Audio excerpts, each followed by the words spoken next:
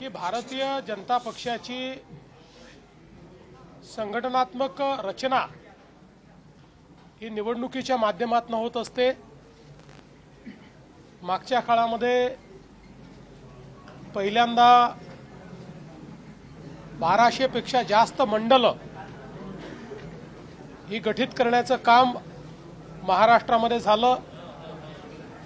त्यानंतर संघटनात्मक 80 जिल्हे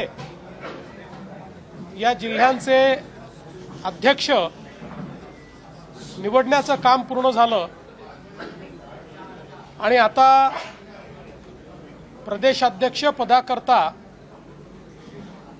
निवडणूक सुरू झालेली आहे। आज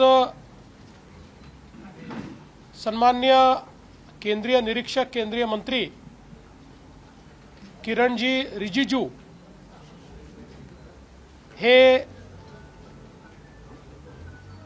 निवडणूक निरीक्षक म्हणून या ठिकाणी आले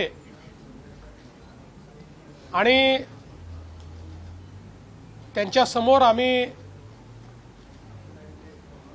आमचे सहकारी श्री रवी चव्हाण जे यापूर्वी प्रदेशाचे महामंत्री देखील राहिलेले आहेत आणि महाराष्ट्र सरकारमध्ये मंत्री देखील राहिलेले आहेत, ज्यांनी युवा मोर्चाचा कार्यकर्ता म्हणून पदाधिकारी म्हणून कामाला सुरुवात केली।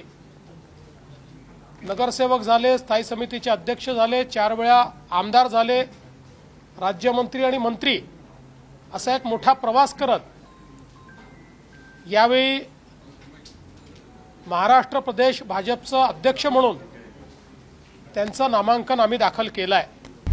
आता isakal.com आहे देशातील नंबर 1 ची मराठी न्यूज वेबसाईट। प्रत्येक अपडेटसाठी isakal.com ला नक्की भेट द्या।